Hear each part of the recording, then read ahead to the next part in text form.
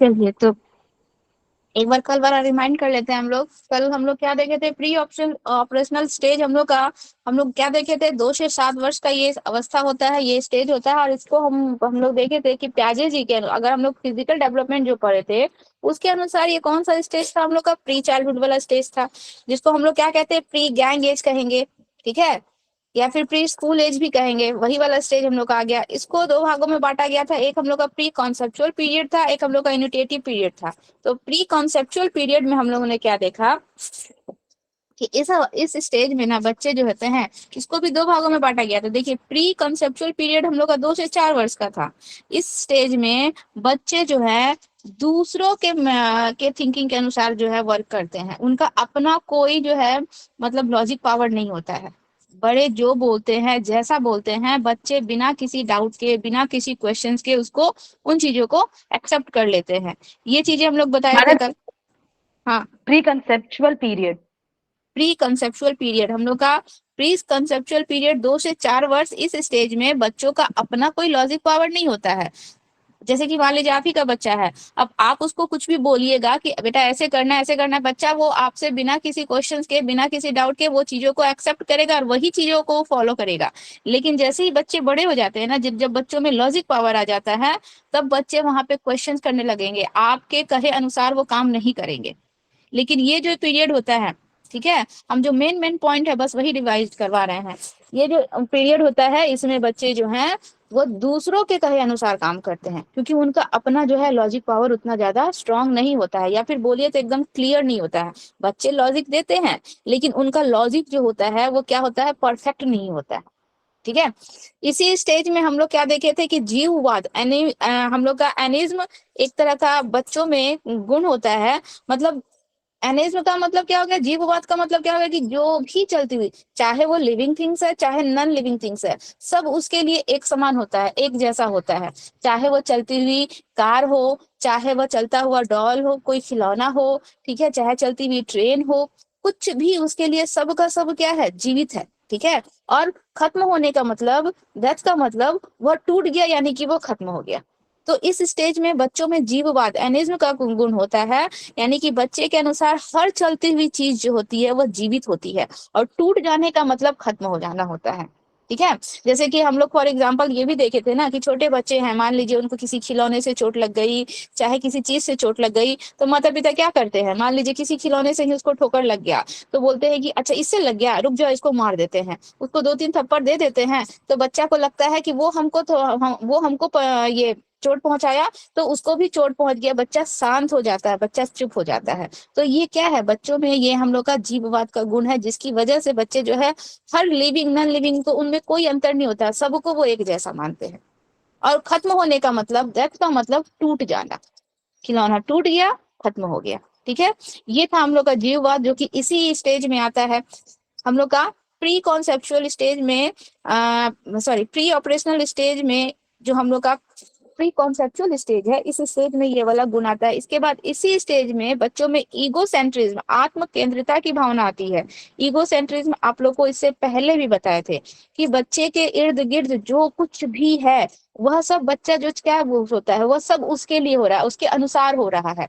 ठीक है, बच्चे के इर्द गिर्द इन्वायरमेंट में, चाहे वो उसके फैमिली मेंबर्स हो, चाहे इन्वायरमेंट में जो कुछ भी हो, वो सब चीज वो अपने अनुसार चाहता है, और दूसरे के पॉइंट ऑफ व्यू को एक्सेप्ट नहीं करता है, दूसरे के विचारों को एक्सेप्ट नहीं करेगा। किसके विचारों को, अपने अनुसार काम करेगा और अपनी बातों को ही वो मानेगा। ठीक है, कोई अगर जो है, मान लीजिए बच्चा जो है रियलिटी को नहीं जान रहा है, सच्चाई क्या है, बच्चा जो है अपनी ही बातों को एक्सेप्ट करके मतलब जो है इसमें क्या कहते हैं, ईगो सेंट्रिज्म में खोया हुआ है। चांद मूव कर रहा है, आसमान से परियां उड़ कर आएंगी, हमारे लिए ये लाएंगी, या फिर जो कहानियां होते हैं, या फिर जो कार्टून्स बच्चे देख रहे हैं, उन सब चीजों को जो बच्चे देखते हैं उनके अनुसार ही अपना एक, अपने इर्द गिर्द अपना एक क्या बना लेते हैं, सर्कल बना लेते हैं, उसके अनुसार ही बच्चे सोचते हैं, उसके अनुसार ही बच्चे काम करते हैं। उस स्टेज में बच्चे को जो है, अगर हम रियल फैक्ट बताएंगे तो बच्चे एक्सेप्ट भी नहीं करते। इसी कारण से बच्चे को हम लोग ईगो सेंट्रिज्म कहते हैं। और प्याजे जी ने बच्चों को ईगो सेंट्रिज्म माना है, आत्म केंद्रित। ठीक है, बच्चे क्या होते हैं, आत्म केंद्रित। आत्म केंद्रित को कहीं कहीं अहम केंद्रित भी कह देता है, दोनों में कोई अंतर नहीं है। इंग्लिश दोनों का सेम रहेगा, ईगो सेंट्रिज्म, यानी कि उनके इर्द गिर्द जो कुछ भी चीजें हैं वह सब उनके अनुसार ही वर्क कर रही हैं, उन्हीं के अनुसार चल रही है। वो रियलिटी को, फैक्ट को नहीं समझते हैं और दूसरों के पॉइंट ऑफ व्यू को भी एक्सेप्ट नहीं करते हैं इस स्टेज में। ये चीज देखे थे हम लोग। लेकिन जैसे जैसे बच्चे बड़े होते हैं, उनमें जो है ये वाला ईगो सेंट्रिज्म का जो गुण होता है वह धीरे धीरे धीरे धीरे कम होने लगता है। ठीक है। इसके बाद हम लोग प्री ऑपरेशनल स्टेज में ही सेकंड पॉइंट देखे थे, अंतरदर्शी अवधि यानी कि इनिशिएटिव पीरियड। ये हम लोग का ऐसा पीरियड होता है, ऐसा स्टेज होता है, इस स्टेज में भी बच्चे जो है क्या करते हैं, चार, पहले तो ये हम लोग का 4 से 7 साल का अवस्था हो गया, 4 to 7। टोटल हम लोग का 2 से 7 साल का था, जिसमें से हम लोग 2 से 4 फर्स्ट स्टेज में डिवाइड कर दिए, ये 4 से 7 यहाँ पे आ जाता है। ठीक है। तो इस स्टेज में, इस अवस्था में बालकों में बिना किसी तार्किक विचार प्रक्रिया के किसी वस्तु या बात को मस्तिष्क के द्वारा तुरंत स्वीकार कर लेना, यानी कि यहाँ पे भी बच्चे जो हैं, आप अगर उनको कुछ बोल रहे हैं कि बेटा ऐसे करना है वैसा करना है, तो वो आप वहां पे जो है बिना आपसे कोई क्वेश्चंस किए, बिना कोई डाउट किए, बिना अपना कोई लॉजिक लगाए आपके बातों को हूबहू एक्सेप्ट कर लेगा। ठीक है। क्योंकि उसमें अपना कोई लॉजिक नहीं होता है, उसका जो अपना तार्किक चिंतन होता है वो होता तो है लेकिन बहुत ज्यादा क्लियर नहीं होता है। यहाँ पे वो मम्मी पापा की बातों को ही मानेगा या फिर वो अपने बड़ों की बातों को ही मानेगा और बिना कोई क्वेश्चंस के। ठीक है। तो आगे देखेंगे इसमें क्या बोल रहा है कि इसमें बच्चों में जो चिंतन यानी कि थिंकिंग जो होता है, सोचने की जो क्षमता होती है, पहले की तुलना में, पहले वाले स्टेज की तुलना में मैच्योर तो हो जाती है, लेकिन देखिए मैच्योरिटी बच्चों में आ जा रही है। सोचने का जो बच्चों का कैपेसिटी था, हम लोग का जो ये सेंसरी मोटर स्टेज में बच्चों में जो सोचने की कैपेसिटी थी, उसकी तुलना में इनका स्टेज बढ़ रहा है, तो उनमें सोचने की कैपेसिटी तो बढ़ती है, बट मैच्योरिटी आती है। कुछ कुछ चीजों को बच्चे सीखते भी हैं, जैसे कि हम लोग कल क्या देखे थे कि इसी स्टेज में बच्चे जो है, जैसे मान लीजिए प्लस हो गया, माइनस हो गया, मल्टीप्लीकेशन हो गया, डिवीजन हो गया, ये सारी छोटी छोटी चीजों को बच्चों को सिखाया जाता है ना, 2+2 4 या 4+3 हम लोग का 7, ऐसे छोटे छोटे चीजों को बच्चों को सिखाया जाता है। लेकिन बच्चे जो है सिंपल चीजें, जोड़ घटाव गुणा भाग जैसे सिंपल चीजें तो सीखते हैं, लेकिन इसके पीछे का जो रूल रेगुलेशंस होता है, ये इसका रूल क्या है, कि क्या मतलब किस प्रोसेस से बना है, वो सब चीजों को बच्चे नहीं जानते हैं। सिंपली बच्चे जो है उनको एक प्रोसेस माइंड में, उनका एक स्कीमा बन जाता है कि इसको इसमें जो है, या फिर हमारे पास 4 मैंगोज है और इसमें से हम 2 मैंगो निकाल लिए तो कितने मैंगो बचे, तो वो जो सिंपली एक स्कीमा उनके माइंड में बन जाता है, एक समझ जो बन जाती है, उसके अनुसार बच्चे काम करते हैं। लेकिन उसके पीछे छिपे नियमों को बच्चे नहीं जानते हैं। यानी कि हम लोग क्या देखे थे कि इस स्टेज में बच्चों में रिवर्सल पावर नहीं होता है। किसी चीज को एकदम सीधा सीधा पूछिएगा तो बता देंगे, वही रिवर्स करके पूछिएगा तो नहीं बता पाएंगे। तो बच्चों को पूछिएगा कि वो अगर बोलेंगे कि 1 2 3 4 5 ऐसे सीधे सीधे, क्योंकि बच्चे का उसमें स्कीमा बना हुआ है, बच्चा उसको अपने माइंड में बैठा चुका है, उस चीज को बच्चा डेली दोहरा रहा है, रिपीट कर रहा है, तो वो चीजें बच्चों को याद है। तो 1 2 3 4 5 6 बच्चा सीरियली अगर पूछेंगे तो बता देगा। लेकिन वही अगर बच्चे से रिवर्स करके पूछेंगे कि अब 10 से लेकर 1 तक बताओ, तो रिवर्स वाला बच्चों में नहीं आएगा। ठीक है। रिवर्सल पावर नहीं होता है। पलटावी गुण जिसको हम लोग कहते हैं, तो पलटावी गुण बच्चों में नहीं होता है। या फिर सिंपल जोड़ घटाव गुणा भाग जैसे प्रोसेस तो बच्चा कर लेगा, लेकिन उसके पीछे छिपे नियमों को इस स्टेज में बच्चा नहीं समझ पाता है। ठीक है। तो जो भी बच्चा करेगा, काम कर रहा है, वो सिस्टमेटिक वे से करता है, सिस्टमेटिक लॉजिक को अपनाकर, मतलब एक सीक्वेंस के थ्रू। उसको बैक में बोलिएगा कि वापस रिटर्न जाना, हम सीधे कदम आगे की तरफ बढ़ जाएंगे, और उल्टे कदम आने के लिए बोला जाएगा तो बच्चा उस स्टेज में, इस स्टेज में वो चीजें नहीं कर पाता है। ठीक है। 2 3 भाई बहन है कि मान लीजिए रमेश है, सुरेश है और महेश है। ठीक है। रमेश सबसे बड़ा है, सुरेश सेकंड नंबर पे है और महेश सबसे छोटा है। ये सीरीज वाइज बच्चा को अगर पूछा जाए, सीक्वेंस में बताया जाए, तो बच्चा बता देगा, हाइट वाइज भी देख कर बच्चा बता देगा। लेकिन अगर इसी से बैक में पूछा जाए या फिर घुमा के पूछा जाए, तो बताओ कि रमेश और महेश में कौन बड़ा है, तो वहां पे बच्चा कंफ्यूज कर जाएगा। ठीक है। तो रिवर्सल पावर बच्चों में नहीं होता है, पलटावी गुण इस स्टेज में बच्चों में नहीं होता है। ठीक है। तो पलटावी गुण नहीं होने की वजह से ही इस स्टेज में बच्चों में संरक्षण यानी कि कंजर्वेशन का भी गुण नहीं आता है। ठीक है। हम लोग कंजर्वेशन पढ़े थे ना, कि कैसे बच्चा जो है किसी चीज को, किसी की जो क्वालिटी होती है, जो किसी का जो हाँ मेन मैडम। गुण गुण होता है, वो कभी चेंज नहीं होता है, चाहे उसका प्लेस चेंज हो जाए। ठीक है, उसका स्थान बदल जाए चाहे कुछ भी हो जाए, लेकिन उसका जो मेन क्वालिटी है वो कभी बदलता नहीं है। तो बच्चे में जो रिवर्सल पावर नहीं होने की वजह से इस स्टेज में बच्चों में कंजर्वेशन का भी गुण नहीं होता है। ठीक है, ये था हम लोग का प्री ऑपरेशनल स्टेज। अभी देखिए कॉन्क्रीट ऑपरेशनल स्टेज, इसका नाम ही है कॉन्क्रीट। कॉन्क्रीट का मतलब जो भी बच्चे जो भी अपना थिंकिंग पावर बनाएंगे या फिर कॉन्सेप्ट बनाएंगे, वो चीजों को देखकर स्पष्ट रूप से जो उनके नजरों के सामने है, जिनको वो छू सकते हैं, जिनको वो देख सकते हैं। ठीक है, तो ये हम लोग का 7 से 11 साल का उम्र हो गया। इस स्टेज में देखिए बच्चों में बहुत सारे क्वालिटीज आ जाते हैं इस स्टेज तक आते आते। अभी हम लोग इस स्टेज, इससे पहले वाले स्टेज में क्या देखे कि बच्चे किसी भी चीज को सिक्वेंस में अगर ले जाए, सीधा सीधा अगर पूछा जाए तो बच्चे उस चीज को बता देते हैं। ठीक है, लेकिन अब बच्चों में रिवर्सल पावर आ जाता है। अब बच्चे जोड़ घटाव, मैडम बोलिए। मैडम सेंसरी मोटर स्टेज के अंदर स्टेज ऑफ रिफ्लेक्स एक्टिविटी आता है। सेंसरी मोटर स्टेज के अंदर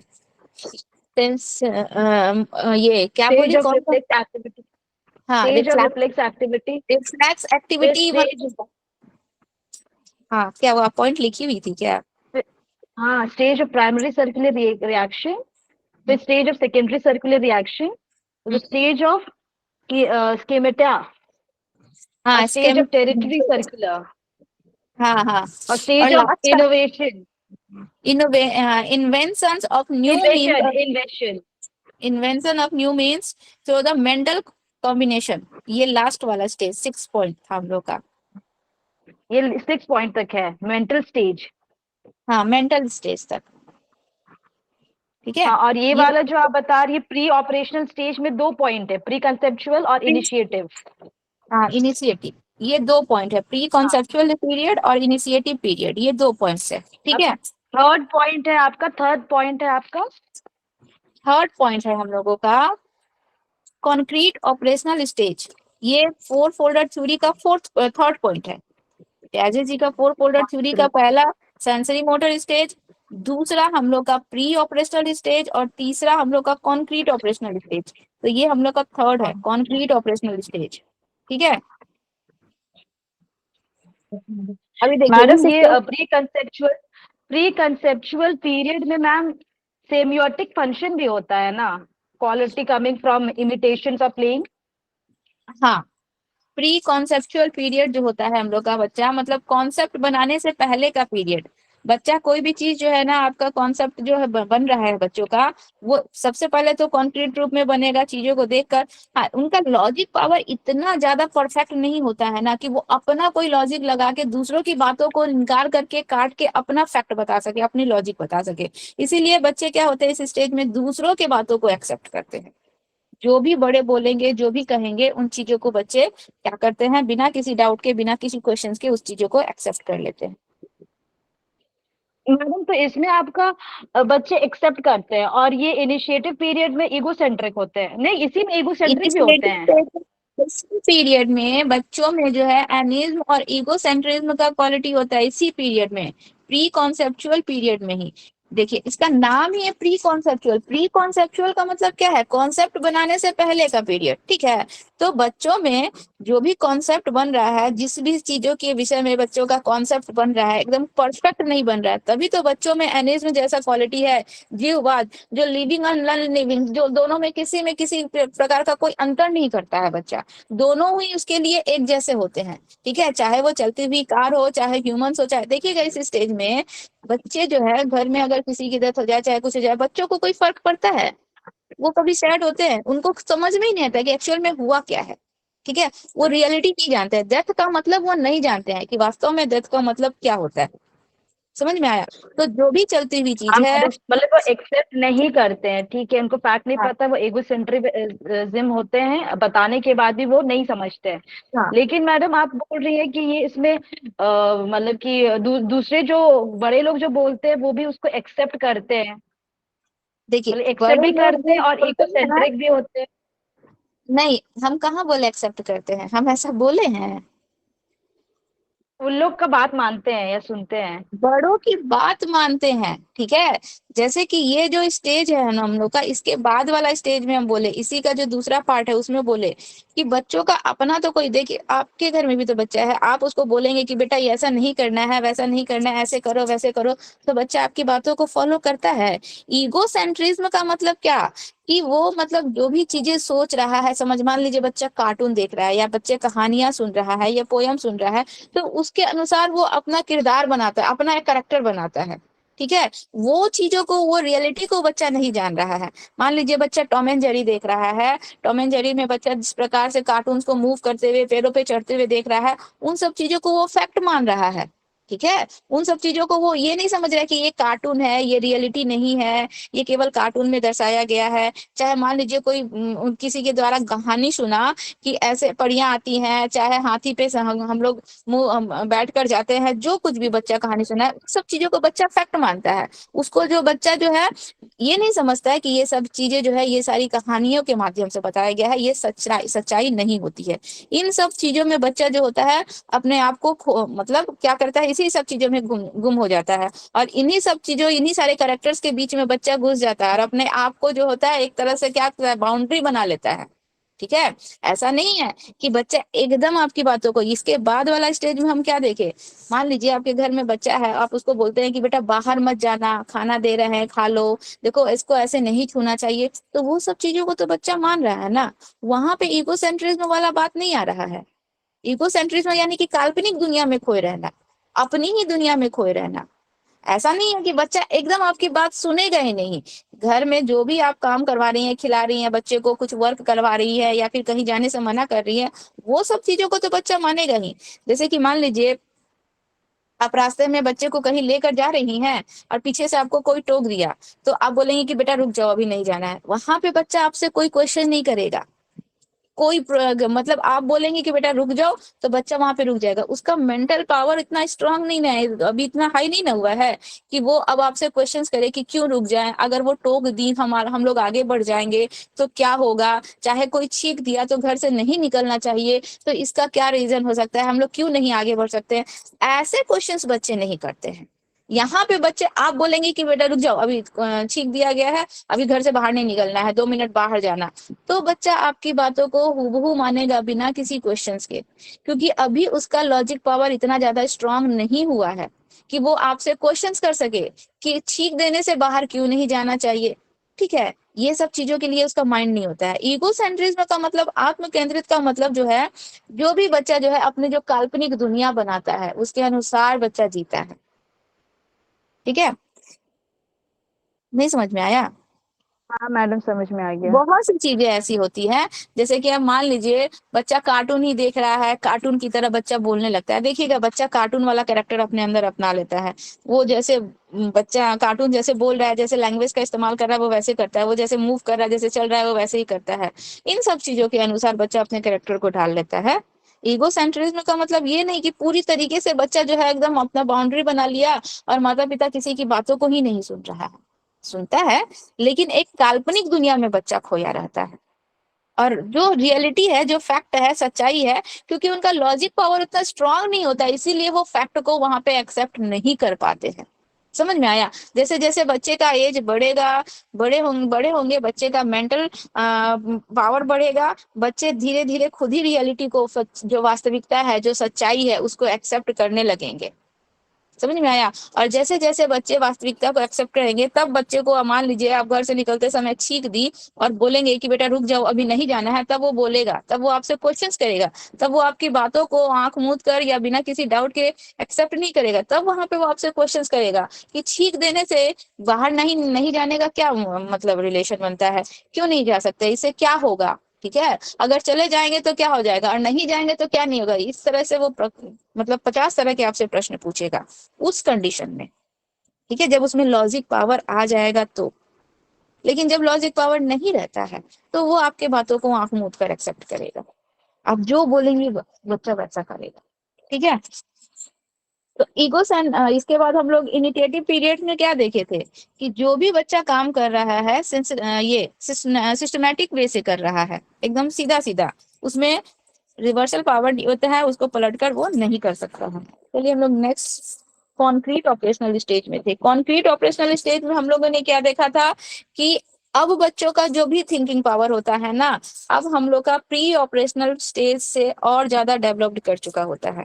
किसी भी चीज को बच्चा सीक्वेंस में कर सकता है, ठीक है, उसमें फ्लेक्सिबिलिटी रहती है उनके थिंकिंग पावर में बहुत ज्यादा।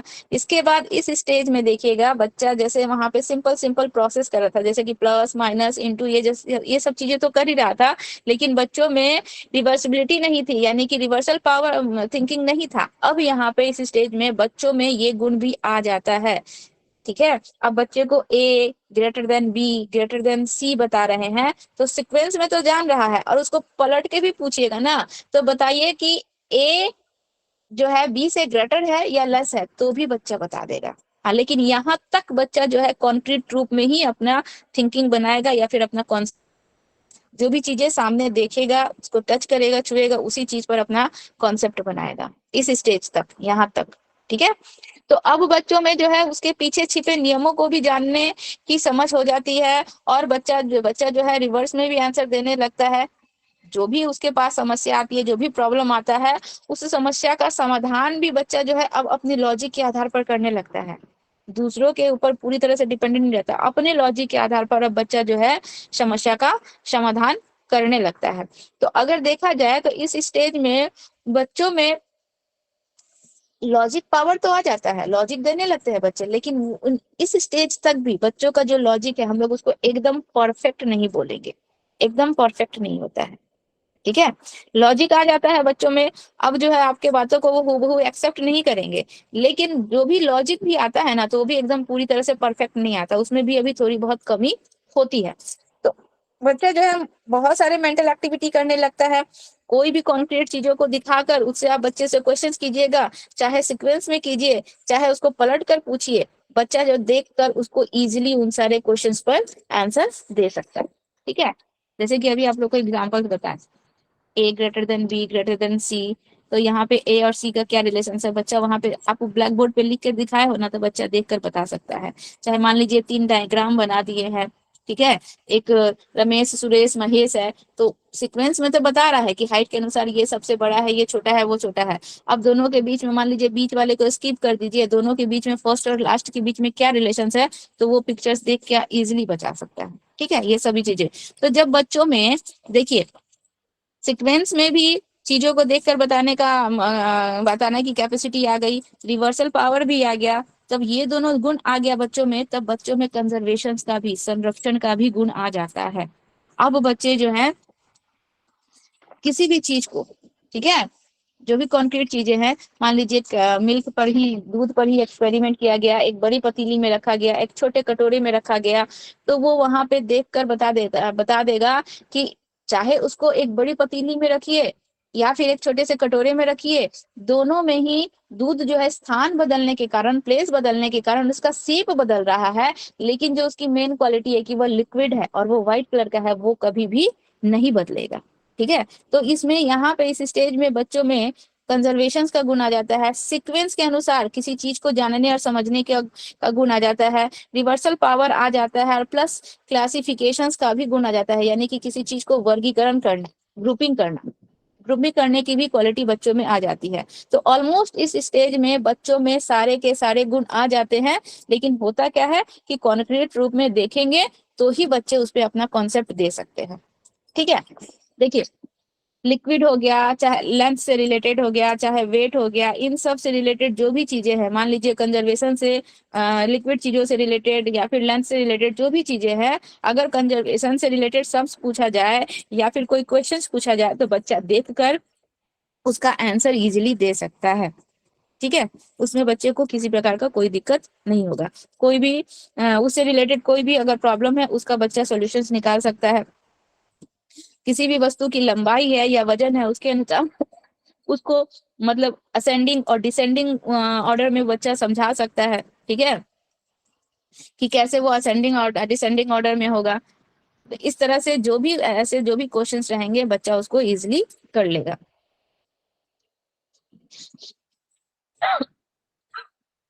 इसका मैडम एज बताइए ना। किसका एज 7 to 11?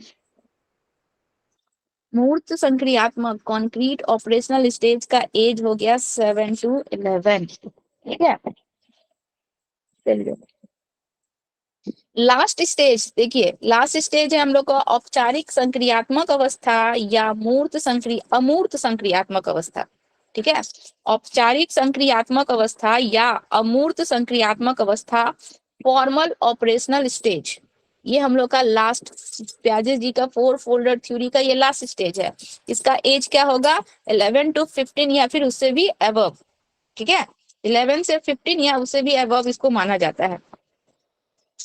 तो ये सबसे आखिरी स्टेज होता है प्याजे जी के अनुसार अगर देखा जाए तो। और इस स्टेज में बच्चों में बहुत ज्यादा, जैसे कि हम लोग किशोरावस्था देखे थे, एडोलेसेंस वाला स्टेज देखे थे ना, उसमें बच्चों में क्या क्या कौन कौन से क्वालिटीज आए थे, ऐसे बच्चों में बहुत सारे चेंजेस आए थे। सेम वही स्टेज है ये वाला भी। ठीक है, केवल प्याजे जी के अनुसार एज यहाँ पे थोड़ा डिफरेंट हो गया है। तो इस स्टेज में हम लोग क्या देखेंगे कि बच्चों में अब जो है कॉग्निटिव जो एबिलिटी होती है, अब वो अब इससे पहले वाले स्टेज की तुलना और ज्यादा डेवलप कर जाती है। ठीक है, इससे पहले वाले ही इससे पहले वाले ही स्टेज में हम लोगों ने देखा कि बच्चों में कंजर्वेशन की क्वालिटी आ गई, बच्चों में ग्रुपिंग करने आ गया, बच्चों को किसी चीज को सीक्वेंस में सजाने आ गया, या फिर रिवर्सल पावर, ये सारे के सारे गुण हम लोग क्या देखे थे, इससे पहले वाले स्टेज में ही बच्चों में आ गया था। लेकिन क्या देखे थे उस स्टेज में कि बच्चे उस चीज को कॉन्क्रीट रूप में देखकर इन सब का कॉन्सेप्ट बना सकते थे, कॉन्क्रीट रूप में देखकर। अब इस स्टेज में आने पर बच्चे उसको कॉन्क्रीट रूप में नहीं भी देखेंगे, अगर उनके आंखों के सामने नहीं भी है, वर्बली हम बता रहे हैं या फिर बोल रहे हैं उसको कल्पना करने के लिए, तो भी बच्चे जो है उस बेसिस पे भी बच्चे जो है अपना कॉन्सेप्ट बना सकते हैं। ये हम लोग का ऐसा स्टेज होता है। ठीक है, इस स्टेज में बच्चों में जो है, इसे उससे पहले वाले स्टेज में क्या देखे कि बच्चे जो है लॉजिक जो दे रहे थे, बच्चों में लॉजिक पावर तो था लेकिन उनका लॉजिक पूरी तरह से परफेक्ट नहीं था। अब इस स्टेज में बच्चों का जो लॉजिक पावर होता है वो परफेक्ट होता है। अब वो बिना चीजों को देखे भी, उनकी आंखों के सामने नहीं भी है, और आप बोलेंगे कि उसका कॉन्सेप्ट बच्चे उसको बनाने में असक्षम है, नहीं, अब बच्चे उसका कॉन्सेप्ट बना सकते हैं पूरी तरीके से। ठीक है, वर्बली उनको बताएंगे, जैसे कि वहां पे क्या है कि हमको a+b+c करके अगर कोई सम्स बताना है तो बच्चे को ब्लैक बोर्ड पे लिख के ही दिखाना होगा। यहाँ पे आप वर्बली बोलिए कि 2+4+5+9, तो बच्चा को माइंड में रहेगा, उस चीज का जो है इमेज बच्चा अपने माइंड में बना के रखा है, और उस चीज को बच्चा ऐड करके तुरंत दिखा सकता है। लेकिन आप इससे पहले कॉन्क्रीट वाले स्टेज में जाइए, उस स्टेज में बच्चे को आप वर्बली बता रहे हैं कि 8+4+9+6 क्या होता है, एक तो वो बहुत जल्दी उस चीज को माइंड में कैप्चर नहीं कर पाएगा, और उसका वो आंसर वर्बली नहीं बता पाएगा, उसको ब्लैक बोर्ड पे लिख के दिखाना होगा हमको। आकाश जी, चलिए आप हैंड रेज किए हुए थे, बोलिए कोई क्वेश्चन है?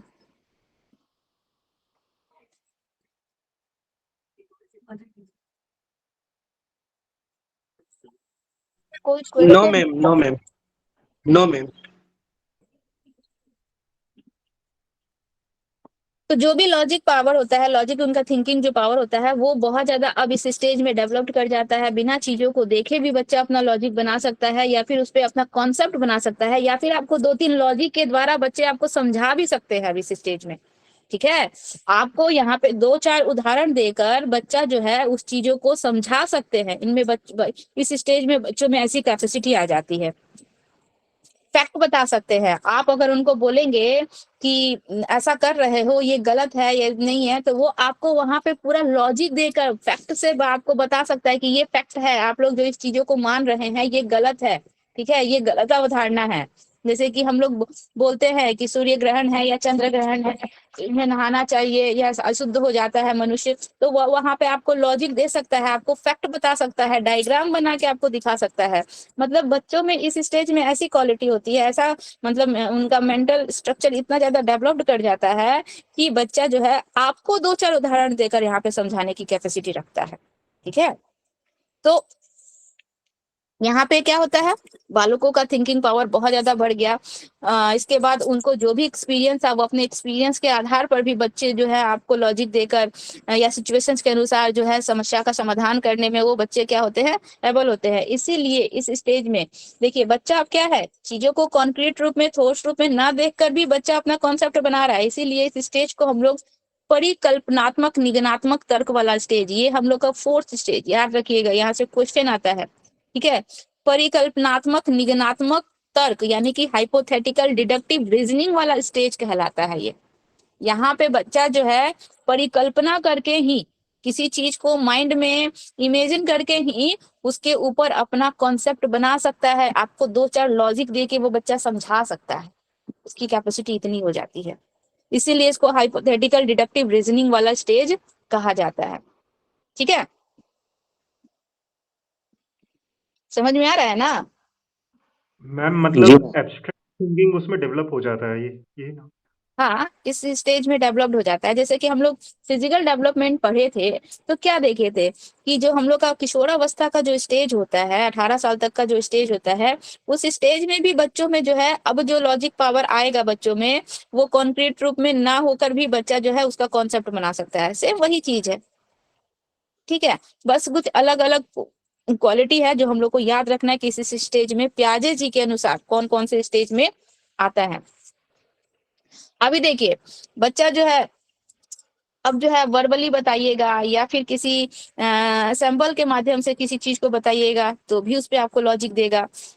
मतलब वर्बली कोई क्वेश्चंस पूछिएगा उसका भी बच्चा आंसर्स देगा। ठीक है, आपको उस पे लॉजिक देगा, उसका जो कंक्लूजन निकाल के आपको बच्चा बता सकता है, उसको पूरी तरह से डिस्क्राइब बच्चा कर सकता है। ये सब चीजें किस कारण से होती है? क्योंकि अब बच्चे में ये हाइपोथेटिकल डिडक्टिव रीजनिंग वाला गुण आ जाता है। इस वजह से बच्चा जो है इतना सब कुछ कर सकता है।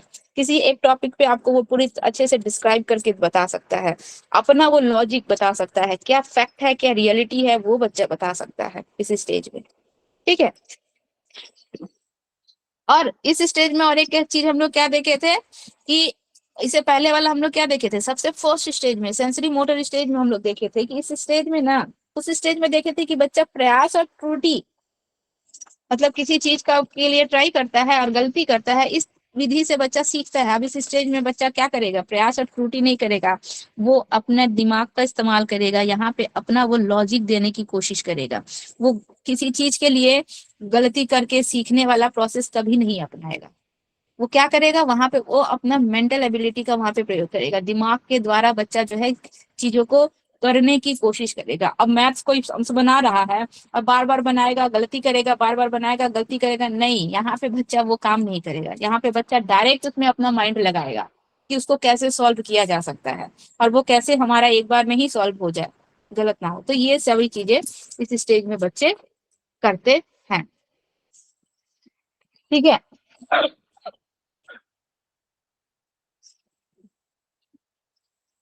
के बाद देखिए तो मेंटल स्ट्रक्चर्स अब बच्चों का क्या हो जाता है, बहुत ज्यादा डेवलप्ड हो जाता है। और जो सारे गुण जो है बच्चों में, जो हम लोग का कॉन्क्रीट ऑपरेशनल स्टेज में आया था, वही सारी क्वालिटी बच्चों में इस स्टेज में आ जाती है। और उससे ज्यादा जो है मतलब और परफेक्ट तरीके से बच्चा जो है उन चीजों में सोचने समझने अपना लॉजिक देने लगता है। ठीक है, और साथ ही साथ देखेंगे कि क्या देखे थे कि बच्चा जो है अपने इर्द गिर्द अपने आसपास दूसरों को भी लॉजिक देने लगता है, उसको डिस्क्राइब करने लगता है चीजों को। तो इसके साथ साथ बच्चा स्व आलोचक यानी कि खुद को भी क्रिटिसाइज करने लगता है। ठीक है, मतलब हाँ, देखे थे ना हम लोग किशोरावस्था में, यहाँ पे इसी स्टेज में न था, बच्चे जो है हम आगे भविष्य में क्या करेंगे, हमारा फ्यूचर क्या है, हम किसके नाम से जाने थे, इस सब का टेंशन इसी स्टेज में ना होता था। तो इसीलिए बच्चे को इस स्टेज में स्व आलोचक कहा जाता है, मतलब स्वयं को क्रिटिसाइज करने लगते हैं कि हमारा फ्यूचर क्या होगा, हमको लाइफ में क्या बनना है, हम क्या करेंगे। तो अपनी खुद की वो आलोचना करने लगते हैं। ठीक है, मतलब अपने आप को कहीं, अगर वो सक्सेसफुल सक्सेस हो गए हैं, उनको कहीं एक अच्छा प्लेटफॉर्म मिल गया तो सही है, नहीं है तो वो अपने आप को ही क्रिटिसाइज करने लगते हैं। तो ये हम लोग का ऐसा स्टेज है। और इस स्टेज में बच्चों में जो है मोरल डेवलपमेंट भी होने लगता है। क्या देखे थे कि इसी स्टेज में बच्चों में अचानक से पॉलिटिक्स के प्रति इंटरेस्ट हो जाता है, तो धर्म के प्रति इंटरेस्ट हो जाता है। तो ये सारे भी क्वालिटी इस स्टेज में बच्चों में आ जाते हैं। तो ये था हम लोग का लास्ट वाला फॉर्मल ऑपरेशनल स्टेज बच्चों का, जिसमें याद रखिएगा फॉर्मल ऑपरेशनल स्टेज में ही बच्चों में हाइपोथेटिकल डिडक्टिव रीजनिंग वाला गुण आता है। ठीक है, ये इतना हम लोग कल भी जाने थे, इतना हम आप लोग को आज भी बता दिए। अब इसमें आप लोग को ध्यान रखना है। चलिए, अब देखिए आगे दिया हुआ है, इसमें कुछ इम्पोर्टेंस, इसकी कुछ विशेषताएं हैं, इसके कुछ इम्पोर्टेंस है। जैसे कि दिया हुआ है कि इस अवस्था में बच्चों में सभी प्रकार का जितना भी संप्रत्यय यानी कि कॉन्सेप्ट है, वो सारे के सारे, जैसे कि हम लोग क्या देखे, कंजर्वेशन है, ग्रुपिंग करना है, ठीक है, सीक्वेंस में चीजों को समझाना है, या फिर रिवर्सल पावर है, ये सारे के सारे गुण बच्चों में आ जाते हैं इस स्टेज में। ठीक है, इनका जो है अब जो है स्मरण शक्ति यानी कि जो है किसी भी चीज को सोचने की, समझने की जो क्षमता है, वो क्या होती है, बहुत ज्यादा डेवलप्ड हो जाती है। और बच्चा जो है अब जो है किसी भी चीज को अपने कॉग्निशंस के आधार पर बनाए, गलती करके सीख कर नहीं करेगा। गलती करेगा और फिर उन चीजों को सीखेगा, उतना टाइम वेस्ट नहीं करता है। अपने कॉग्निशंस, अपने समझ के आधार पर चीजों को वो करने की कोशिश करता है। ठीक है, समझ आधारित काम करेगा बच्चा, गलती करके नहीं करेगा। इस स्टेज में बच्चों में भाषा संबंधित योग्यता भी, शब्दों का भी ज्ञान बहुत ज्यादा। इससे पहले हम लोग क्या बोले थे, 2 वर्ष में 200 और 6 वर्ष में 6000 शब्दों का ज्ञान होता है। तो ये लास्ट स्टेज तक आते आते तो बच्चों में बहुत ज्यादा शब्दों का ज्ञान हो जाएगा। तो भाषा संबंधित भी ज्ञान हो जाता है, और अपने बातों को एक्सप्रेस करने की जो उनकी जो पावर होती है, वो भी बहुत ज्यादा डेवलप्ड कर जाती है। ठीक है, क्योंकि लैंग्वेज पावर तो इनका बढ़ ही रहा है ना, वो तो बहुत जल्दी स्पीडली बढ़ रहा है। तो इस स्टेज तक वो चीजों को कैसे बताना है, कैसे समझाना है, किस वे में, कैसे सिचुएशन में कैसे शब्दों का यूज करना है, ये सब चीजों को अपने, मतलब क्या बोला जाए तो अपने फीलिंग्स को एक्सप्रेस करने के लिए उनके पास जो है वर्ड पावर बहुत ज्यादा होता है। अच्छा, इसके बाद बोला है कि किसी भी चीज पर विचार करने के लिए, सोचने के लिए, तर्क करने के लिए, कल्पना करने के लिए बच्चे जो है उचित निष्कर्ष निकालने के पर्याप्त क्षमता विकसित हो जाती है। मतलब बच्चा जो है अब जो है ऐसे ही आपको कोई भी चीज बोल नहीं देगा, उसका फैक्ट जानेगा, उसका रिजल्ट क्या होगा, सोच समझ कर। जैसे छोटे बच्चे हैं, हम लोग जो क्या देखे थे, छोटे बच्चे जो बहुत ज्यादा ईगो सेंट्रिज्म होते हैं, वो कुछ भी बोल देते हैं, वो कुछ भी कह देते हैं। लेकिन यहाँ पे बच्चे का मेंटल पावर डेवलप्ड हो गया है, बच्चों में बहुत सारे क्वालिटीज आ गए हैं। तो अब यहाँ पे कुछ भी बोलने से पहले उसका रिजल्ट क्या होगा, ये सभी चीजें बच्चे सोच समझ के, या फिर उनके इर्द गिर्द क्या हो रहा है, उस चीजों को बच्चे अच्छे से पहले क्या करेंगे, ऑब्जर्व करेंगे। ठीक है, उसका क्या रिजल्ट निकलेगा, ठीक है, उससे क्या क्या हो सकता है, इमेजिन करेंगे। इसके बाद ही बच्चे जो है अपनी बातों को किसी के सामने रखते हैं। ठीक है, देखिए आगे दिया हुआ है,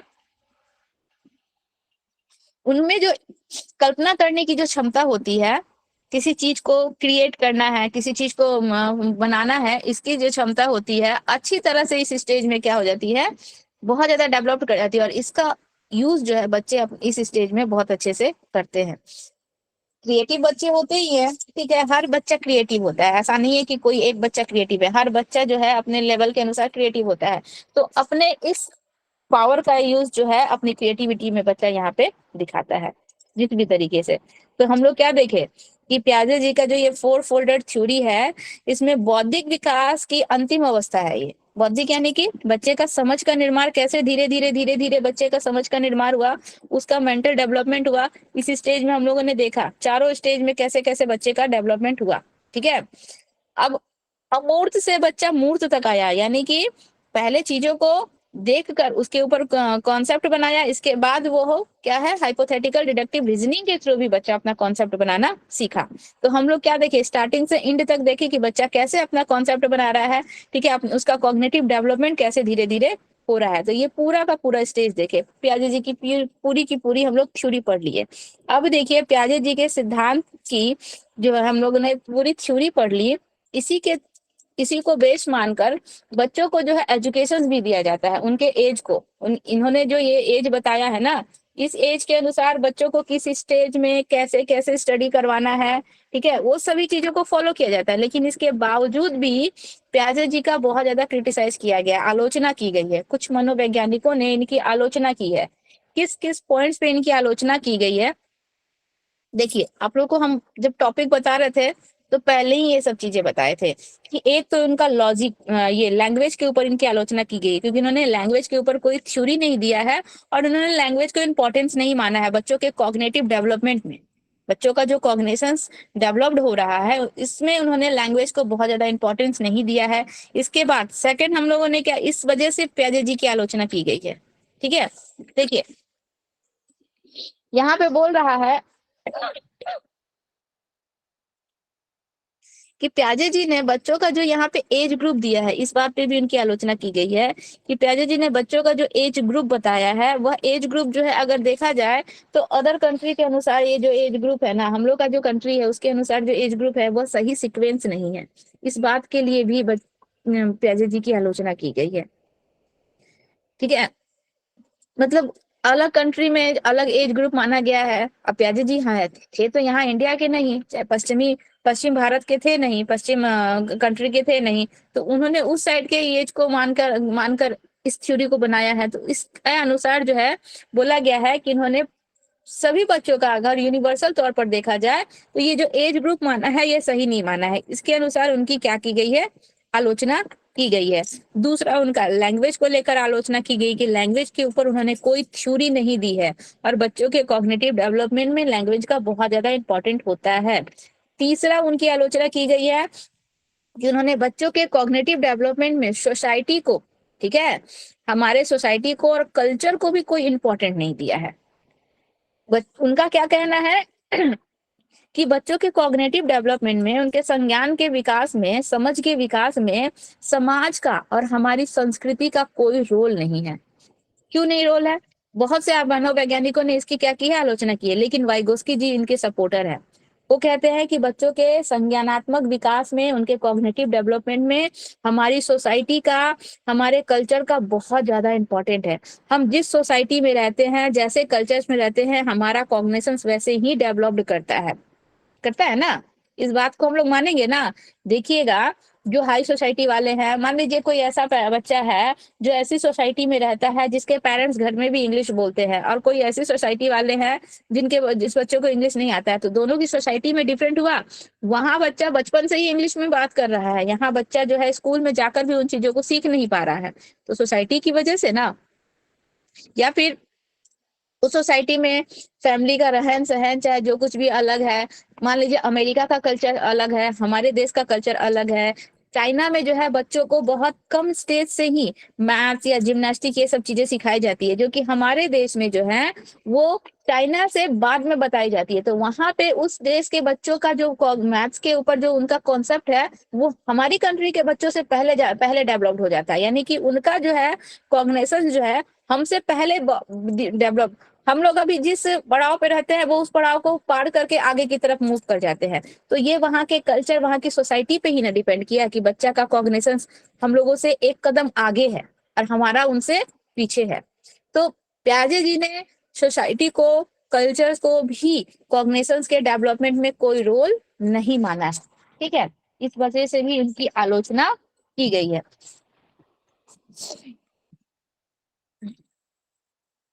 बस यही सारी चीजें थी।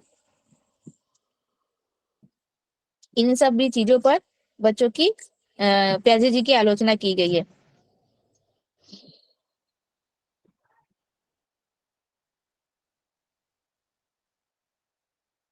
देखिए यहाँ पे एक चीज और दिया है, बोल रहा है कि प्याजे जी इनका क्या क्या मानना था कि संज्ञानात्मक जो हम लोग का कॉग्निटिव डेवलपमेंट है, ठीक है, वो क्या है, सतत एवं असतत दोनों ही है। कॉग्निशन जो है, बच्चों का संज्ञान जो बन रहा है, समझ जो बन रही है, वो कंटिन्यूअस भी है, ठीक है, वो कंटिन्यू चल भी रहा है और नहीं भी चल रहा है, दोनों को सतत और असतत दोनों ही मान रहे हैं। तो इसमें जो है उनका क्या कहना था कि किसी एक अवस्था में संज्ञानात्मक विकास की प्रक्रिया सतत, यानी कि कोई ऐसा एक स्टेज होता है जब बच्चों का जो है कॉग्निशन जो है कंटिन्यू जो है बच्चों का संज्ञान बनते रहता है, उसकी समझ बढ़ती ही जाती है, परंतु एक अवस्था में से दूसरी अवस्था में यह विकास असतत यानी कि गुणात्मक रूप से भिन्न होती है।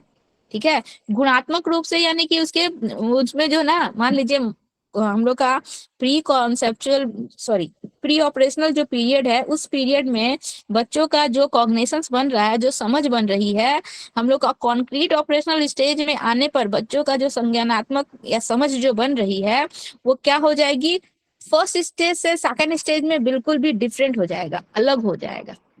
ठीक है, ये प्याजे जी का कहना है। यानी कि गुणों में बहुत ज्यादा अंतर आ जाता है, क्वालिटी में। वहां पे जो उनके सोचने समझने की क्षमता होती है, सेकेंड स्टेज में आने पर उनके सोचने समझने की क्षमता के में बिल्कुल डिफरेंट हो जाता है, ये उनका कहना है। जबकि ऐसा नहीं है, हम लोग क्या पढ़े थे कि सब एक दूसरे से इंटीग्रेटेड होते हैं, जुड़े होते हैं, कोई एक दूसरे से अलग नहीं होता है। इस बात पे भी प्याजे जी की आलोचना की गई है। ठीक है, और इसके बाद देखिए यहाँ पे बोला जा रहा है कि प्याजे जी ने संज्ञानात्मक विकास की जो हम लोग का सेकेंड, थर्ड और फोर्थ जो स्टेज दिखाया है, वह ठीक पहले की अवस्था या अवस्थाओं में से पूर्णतः अलग नहीं रहता है। ठीक है, हम लोग क्या बोले थे, सब के सब एक दूसरे से इंटीग्रेटेड होते हैं। एकीकरण का सिद्धांत हम लोग पढ़े थे ना फर्स्ट स्टेज में, डेवलपमेंट में ही। तो सब एक दूसरे से जुड़े रहते हैं, तभी बच्चों का डेवलपमेंट आगे की तरफ होता है।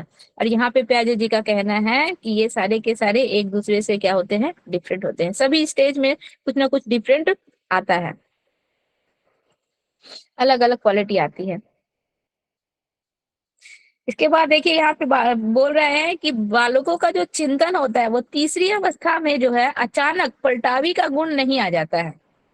जो थर्ड स्टेज में हम लोग देखे कि बच्चों में क्या रिवर्सल पावर आ रहा है, पलटावी गुण आ रहा है।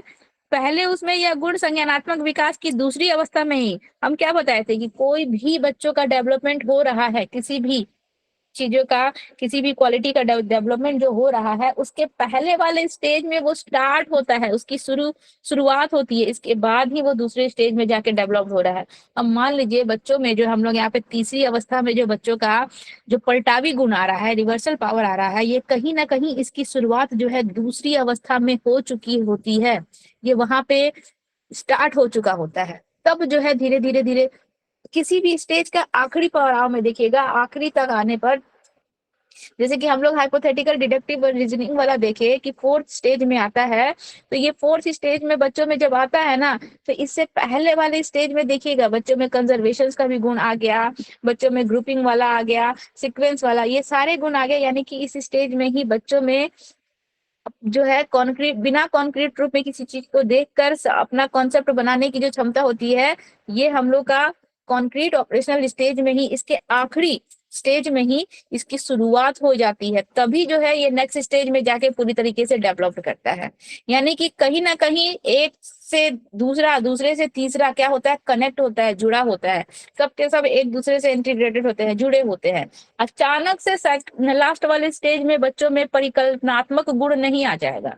उसकी शुरुआत हम लोग के थर्ड के लास्ट स्टेज में हुई है, तभी जो है बच्चे में वो वाला गुण आया है। सब एक दूसरे से जुड़े रहते हैं। तो इस वजह से भी प्याजे जी की आलोचना की गई है। ठीक है, देखिए इतना सारा प्याजे जी का आलोचना किया गया, भाषा को कोई इंपॉर्टेंस नहीं दिए हैं। उनका कहना है कि अचानक से जो है दूसरे स्टेज में कोई क्वालिटी आ जाती है। इसके बाद सोसाइटी को, कल्चर को कोई इंपॉर्टेंट नहीं दिए। इसके बावजूद भी अगर देखा जाए तो एजुकेशन के क्षेत्र में, एजुकेशन के फील्ड में प्याजे जी के थ्योरी को बहुत ज्यादा इंपॉर्टेंस दिया गया। इन्हीं की थ्योरी को फॉलो करके बच्चों को एजुकेशन दिया जाता है, इनके एज को फॉलो करके।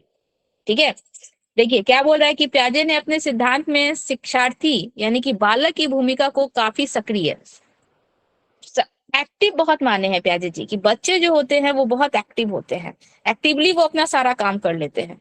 ठीक है, अपने संज्ञान का निर्माण भी खुद कर लेंगे। और जो बच्चे एक्टिव नहीं होंगे ना, वो अपने संज्ञान का निर्माण नहीं कर देंगे। देखिए यहाँ पे एक चीज और हम लोग देखेंगे, प्याजे जी का क्या कहना है कि बच्चा जो है, हम लोग अभी फोर यहाँ वाइगोस्की जी पढ़ेंगे तो और ज्यादा क्लियर होगा। बच्चा जो है अपने मेंटल पावर के, मान लीजिए कोई सम्स बना रहा है, बच्चा जो है उसको कुछ हद तक आगे की तरफ बना पाया, इसके बाद वो बच्चा नहीं बना पा रहा है, कहीं अटक गया, डाउट में पड़ गया, उससे बन ही नहीं रहा है। तो प्याजे जी के अनुसार उसकी मेंटल कैपेसिटी उतनी ही है। ठीक है, अब बच्चा आगे नहीं बना पा रहा है, उसकी मेंटल कैपेसिटी अब आगे बनाने की नहीं है, प्याजे जी ये बोलते हैं। लेकिन हम लोग वाइगोस्की जी के विषय में अगर जानेंगे ना, तो वहां पे देखेंगे कि मान लीजिए बच्चा जो है कुछ वर्क कर रहा है, उसको 30% तो अपने दम पर किया, लेकिन इसके बाद जो है वो डाउट में पड़ गया, उसको समझ में नहीं आ रहा, वो नहीं बना पा रहा है। तो वाइगोस्की जी वहां पे क्या कहते हैं कि हम थोड़ा सा अगर उसको सपोर्ट कर दे, थोड़ा सा उसको अगर हम हिंट दे दे, ठीक है, तो वो बच्चा जो है अगर हमारे सपोर्ट से, हमारे हिंट से बच्चा उस से क्रॉस करके आगे की तरफ मूव कर जाता है और अपने गोल तक पहुंच जाता है, तो हमको वहां पे बच्चे को सपोर्ट करना है। ये वाइगोस्की जी मान रहे हैं। लेकिन प्याजे जी क्या बोलते हैं कि नहीं, वो 30% तक किया, इसके बाद उसका दिमाग काम नहीं कर रहा है, तो यानी कि उसका मेंटल लेवल इतना ही है, हमको उसको कोई सपोर्ट नहीं करना है। ठीक है, तो इस चीज के लिए भी प्याजे जी की आलोचना की गई है। वो सपोर्ट का भी जिक्र नहीं करते हैं प्याजे जी। वो बच्चों को बहुत ज्यादा एक्टिव मान रहे हैं। एक्टिवली बच्चे जो है इन्वायरमेंट में इंटरेक्ट होके अपने कॉग्निशंस का निर्माण खुद ही करते हैं। तो यहाँ पे जो कैरिकुलम बनाया जाता है, बच्चों का जो तैयार किया जाता है, वह शिक्षार्थी की आवश्यकता, मतलब बच्चों का क्या के लिए क्या नेसेसरी है, उससे बच्चों को क्या प्रेरणा मिलेगी, ठीक है, उनका किस चीज में इंटरेस्ट है, ये सब चीजों को ध्यान में रखकर हम लोग देखे थे एज बाय एज, क्या देखे थे कि किस स्टेज में बच्चों में कौन सा क्वालिटी आ रहा है, कौन सा गुण आ रहा है। तो उन सब चीज को ध्यान में रखकर ही बच्चों का करिकुलम बनाया जाता है। उनका जो हम लोग का सिलेबस जो है तैयार किया जाता है। ठीक है, प्याजे जी के थ्योरी के अनुसार ही ये सब चीजों को ध्यान में रखकर बनाया जाता है।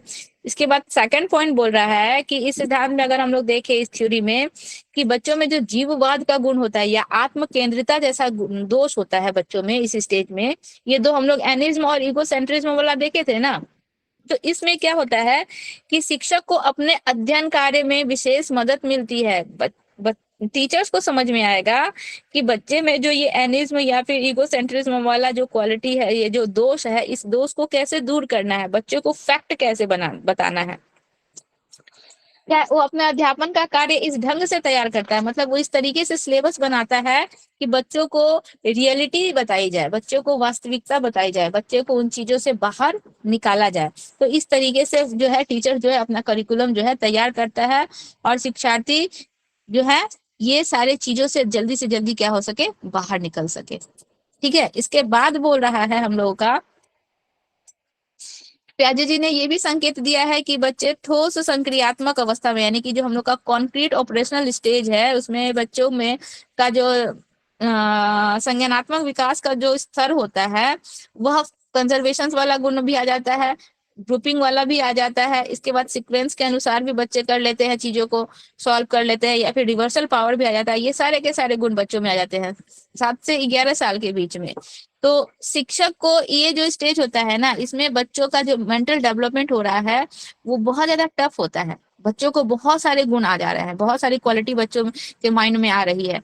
तो ये जो है इसका जो है टीचर्स जो है क्या करते हैं, यूज करते हैं, और उसके अनुसार जो है बच्चों में यहाँ पे फोकस किया जाता है, बच्चों को ऑब्जर्व किया जाता है कि इस स्टेज में बच्चों में कौन कौन से क्वालिटीज आ रहा है। तो उसके अनुसार जो है मान लीजिए उनको लेंथ है या लिक्विड चीजें हैं या जो कॉन्क्रीट चीजें हैं, उनसे रिलेटेड बच्चों को सम्स बताए जाते हैं।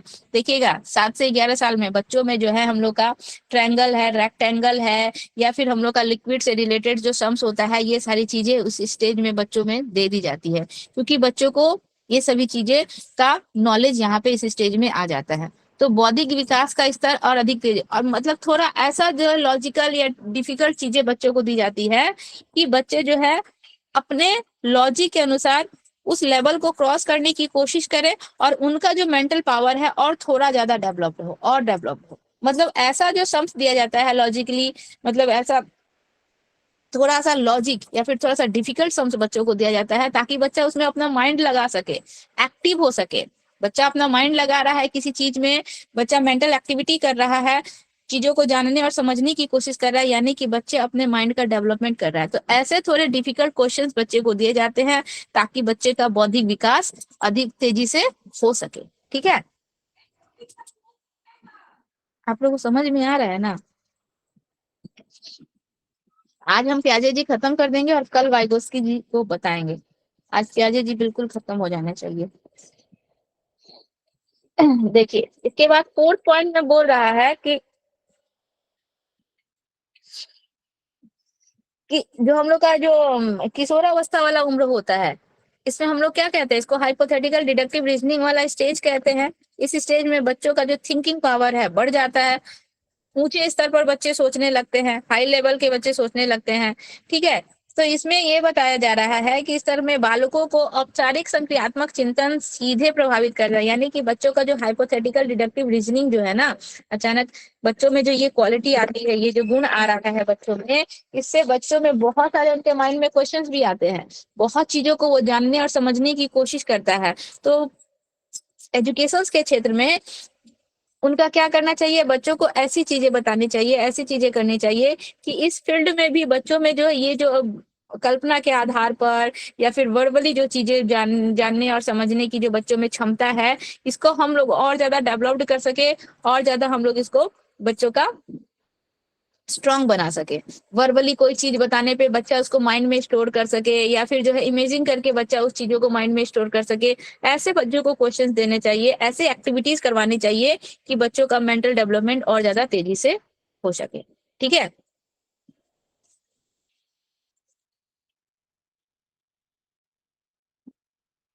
ठीक है, समझ में आ रहा है?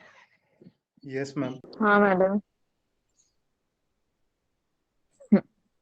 हमको लगा था कि कल हम इस चीजों को अच्छे से बता नहीं पाए थे, क्योंकि हम कल खुद बहुत ज्यादा थक गए थे, इसलिए आज हम आप लोग को रिपीट कर दिए। चलिए, तो ये था हम लोग का प्याजे जी का थ्योरी। अब देखिए संज्ञानात्मक विकास और संस्कृति यानी कि कल्चर। ठीक है, कल्चर का क्या हम लोग का इसमें रोल है। देखिए प्याजे जी क्या बोलते हैं कि सबसे ज्यादा अगर आलोचना, क्रिटिसाइज प्याजे जी का कहीं हुआ है, तो उसमें क्या हो गया है कि संज्ञानात्मक विकास में उन्होंने संस्कृति को, ठीक है, यानी कि हमारे कल्चर को, कोई कल्चर की कोई चर्चा ही नहीं की है, सोसाइटी की, कल्चर की, समाज की, किसी की चर्चा ही नहीं की है। उनका कहना है कि समाज बच्चों के कॉग्निटिव डेवलपमेंट में कोई रोल ही नहीं निभाता है। बच्चा अपना, प्याजे जी शुरू से यही बोलते हैं प्याजे जी कि बच्चे एक्टिवली अपना कॉग्निशन जो है एक्टिवली खुद ही इन्वायरमेंट के साथ इंटरेक्ट होकर खुद ही बनाते हैं। देखिए इसी शब्द में आपका कितना सारा चीज आ रहा है। एक्टिव तो है बच्चे, खुद ही बना रहे हैं, यानी कि उनको किसी के हेल्प की जरूरत नहीं है। यहाँ पे वो हेल्प का जिक्र नहीं कर रहे हैं। ठीक है, इसके बाद जो है यहाँ पे उन्होंने कल्चर का भी जिक्र नहीं किया है, सोसाइटी का भी जिक्र नहीं किया है, केवल वो पहला वाला लाइन से ही। तो सोसाइटी का जिक्र नहीं करने की वजह से इनकी सबसे ज्यादा आलोचना जो है इसी फील्ड में की गई है। इसमें क्या बोला जाता है कि बालकों के चिंतन पर भाषा के महत्व को नहीं स्वीकारना तथा पियाजे साहब के सिद्धांत के अनुसार बच्चे का चिंतन क्रम उनके दिए गए स्तर के अनुसार सही थे। ठीक है, प्याजे जी ने बच्चों का जो थिंकिंग पावर बताया कि किस किस स्टेज में बच्चों में क्या क्या चीजें सोचने या समझने की क्षमता आ जाती है, ये चीजें तो प्याजे जी ने सही बताया है। लेकिन उन्होंने जो भाषा के ऊपर जो कोई लॉजिक नहीं दिया है या फिर भाषा को कोई इंपॉर्टेंस नहीं दिया है, इसके ऊपर इनकी आलोचना बहुत ज्यादा की गई है। ठीक है, और उम्र सीमा के बारे में तो बताए थे, एज लेवल, जैसे कि हम लोग फिजिकल डेवलपमेंट पढ़े थे तो वहां पे एज अलग है, प्याजे जी का एज अलग है। तो इस एज का भी कुछ कुछ मनोवैज्ञानिकों ने, हर किसी ने नहीं, कुछ कुछ मनोवैज्ञानिकों ने इसकी आलोचना की है। और क्या देखा गया है, अभी हम आप लोग को यही चीज बताए थे कि जो हम लोग के पश्चिमी सभ्यता के बच्चे हैं वे दूसरी सभ्यता के बच्चों की तुलना में प्याजे के किसी भी स्तर में 2 से 3 साल पहले पहुंच जाते हैं। ठीक है, जैसे हम अभी आप लोग को एग्जांपल दिए थे ना कि अब चाइना के बच्चों को मैथ्स जो है, चाहे कोई भी लैंग्वेज पावर जो है, चीजें जो है, वो हमारे देश के बच्चों से 1 साल 2 साल पहले ही बता दी जाती है। तो उसका जो कॉग्निशन जो है हमसे पहले डेवलप हो जाता है। मतलब वो जिस लेवल पे अभी होते हैं ना, हमारे देश के बच्चे उससे एक लेवल नीचे ही होते हैं। तो वो जो है अलग अलग सोसाइटी और अलग अलग कल्चर्स पर डिपेंड करता है।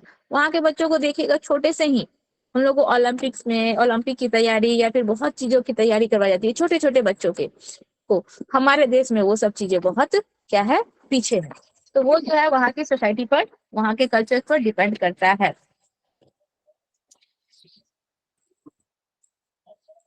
देखिए यहाँ पे दिया हुआ है, बहुत से ऐसे मामले भी है जहाँ दूसरी सभ्यता के बच्चे पश्चिमी सभ्यता के बच्चों से ज्यादा आगे पाए जाते हैं। हमारे देश के बच्चों से दूसरे कंट्री के बच्चे ज्यादा आगे हैं। जैसे कि मान लीजिए एक एग्जांपल दिया गया, उसमें क्या बताया गया, एक शोध किया गया कि चीन के बच्चे और अमेरिका के बच्चों पर किया गया, जिसमें दोनों ही जगह में पहली, तीसरी और 5वें वर्ग के बच्चे, यानी कि प्याजे जी का जो पहला स्टेज है, थर्ड स्टेज है, और 5th वर्ग, सॉरी पहला क्लास, तीसरा क्लास और पांचवा क्लास जो होता है, इसमें बच्चे को रखा गया तो उन्होंने प्याजे के सिद्धांत में सुझाए गए कार्य को दिया गया, तो उसमें दूरी, समय, चाल और संबंध इत्यादि शामिल थे। ठीक है, प्याजे जी के अनुसार जो है हम लोगों ने क्या देखा कि एक स्टेज में आने पर बच्चों में कंजर्वेशन का गुण आता है, लेकिन जब हम लोग दूसरी कंट्री के बच्चों का जब हम लोग ऑब्जर्वेशन किए हैं तो देखे कि हमारी कंट्री के बच्चों में जिस स्टेज में जो कंजर्वेशन या ग्रुपिंग का क्वालिटी आ रहा है ना, उससे एक ईयर पहले ही, ठीक है, या फिर एक स्टेज पहले ही उन बच्चों में जो है ये सारे गुण आ जा रहे हैं, ये सारी क्वालिटी आ जा रही है। ठीक है, तो इसीलिए इस बात की भी उनकी आलोचना की गई कि उन्होंने यहाँ पे एज ग्रुप जो दिया है ना, यूनिवर्सल कंडीशंस को ध्यान में रखकर नहीं दिया है, इस बात के लिए भी उनकी आलोचना की गई है। तो चीन के बच्चे अमेरिका के बच्चों की तुलना में इन कार्यों में दक्षता प्राप्त करते हैं। चीन के बच्चे अमेरिका के बच्चों से भी एक कदम आगे हैं। तो ऐसा इसलिए संभव हुआ क्योंकि चीन की शिक्षा प्रणाली के अनुसार वहां के बच्चों को गणित और विज्ञान की तालीम जो है वो शुरू के वर्षों से दी जाती है, स्टार्टिंग से ही दी जाती है। और हमारे देश के बच्चों को जैसे कि ईवीएसई है, हम लोग 1 और 2 में नहीं पढ़ाया जाता है, 3 से पढ़ाया जा रहा है, वहां पे शुरुआत से इसकी शिक्षा दी जा रही है। तो वहां के बच्चों को इसका जो है कॉन्सेप्ट जो है पहले से बन चुका होता है। मैम सेकंड क्लास का टाइम हो गया है, बस कंक्लूड कीजिए। बस हमको 5 मिनट और दीजिए, ये खत्म कर रहा है आज, 5 मिनट और। थोड़ा जल्दी खत्म कीजिए। हाँ बस 5 मिनट। अच्छा, हमको ये ध्यान नहीं था। ठीक है, 5 मिनट में हम खत्म कर रहे हैं। ठीक है, तो यहाँ क्या देखे कि जो हमारे क्लास में अब ईवीएसई है, फर्स्ट और सेकंड क्लास में नहीं, थर्ड क्लास से स्टार्ट है। तो थर्ड क्लास से ना बच्चों का उसका नॉलेज बन रहा है, जबकि चाइना में ना अदर कंट्री में जाइएगा तो फर्स्ट क्लास से ही उसका नॉलेज, तो उनका तो कॉग्निशंस बन चुका है ना उसके प्रति पहले से ही। तो इस वजह से जो है इनकी आलोचना की गई कि उन्होंने वो यूनिवर्सल कंडीशंस को ध्यान में रखकर एज सही नहीं बताया है। तो इसीलिए जो है इनकी इन सब चीजों पे आलोचना की गई है, और इसमें और ज्यादा कुछ भी नहीं है। ये था हम लोग का पूरा प्याजे जी का थ्योरी। इसमें अगर आप लोग को कोई डाउट होगा तो कल पूछिएगा, बाकी हम लोग कल से वाइगोस्की जी को स्टार्ट करेंगे। वाइगोस्की जी का बहुत ज्यादा नहीं है, थोड़ा सा है। ठीक है, अब आप लोग का नेक्स्ट क्लास का टाइम हो गया, तो हम लीव हो जाते हैं। आप लोग को जिनको क्लास करना है आप लोग रहिए यहाँ पे। Okay, bye. Thank you ma'am.